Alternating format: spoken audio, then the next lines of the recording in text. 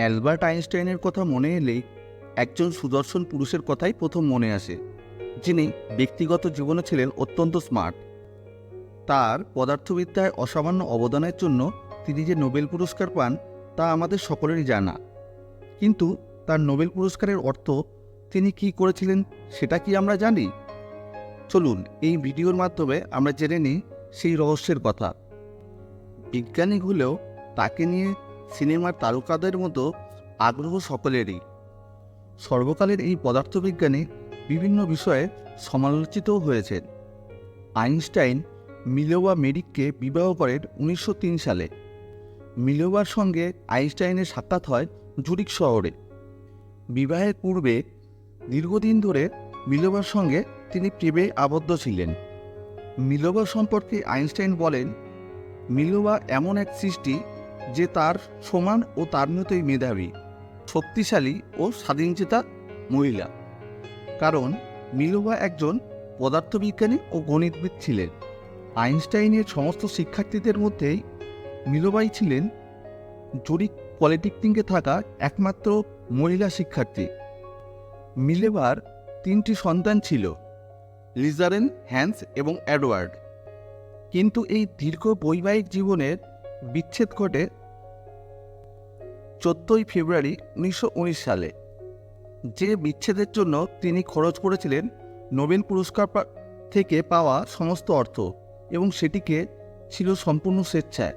Einstein একাধিক নারীতে আসক্ত ছিলেন, একথা তিনি নিজে মুখেই একাধিকবার স্বীকার করেছেন। আর এই পরকীয়ার জেরেই বিবাহ বিচ্ছেদ হয় প্রথম স্ত্রী মিলোভার সাথে। এই বিচ্ছেদের বিষয়ে তার স্ত্রী মিলোভা বলেন, আইনস্টাইন তার থেকে বেশি গুরুত্ব দিতেন ফিজিক্স এবং তার কাজের বিষয়গুলিকে। স্বামীর রূঢ় আচরণের শিকার হয়ে ওঠেন মিলোভা। একসাথে সংসার করার শর্ত হিসেবে তিনি মিলোভাকে ওপর কিছু অশালীন শর্ত আরোপ করেন। বিবাহ বিচ্ছেদের জন্য আইনস্টাইন ছিলেন দৃঢ় প্রতিজ্ঞ। শেষমেশ বিচ্ছেদের জন্য মরিয়া হয়ে তিনি চিঠি লেখেন মিলোভাকে, এবং সেই চিঠি অনেকটা ঘুষ নেওয়ার প্রস্তাবের মতোই হয়। এমনকি হুমকি পর্যন্ত দেওয়া হয় মিলোভাকে। শেষমেশ 1919 সালের 14 ফেব্রুয়ারি তাদের মধ্যে বিবাহ বিচ্ছেদ চূড়ান্ত হয়। এরপর আইনস্টাইন দ্বিতীয় বিবাহ করেন তার কাকাতো বোন এলিসার সঙ্গে। এলিসার সঙ্গে বিবাহ বন্ধনে আবদ্ধ হন 1919 সালে, কিন্তু এলিসারও মৃত্যু ঘটে 1936 সালে। এলিসার মৃত্যুর পর অযত্নের অভিযোগ ওঠে আইনস্টাইনের ওপরে।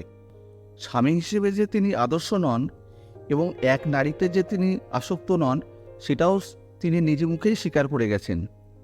আইনস্টাইনের বিরুদ্ধে অভিযোগ ছিল তিনি স্ত্রীর যন্ত্রণা দেখেও এড়িয়ে যেতেন বিভিন্ন রকম কাজের দোহাই দিয়ে। ভিডিওটি এই পর্যন্ত দেখার জন্য অসংখ্য ধন্যবাদ।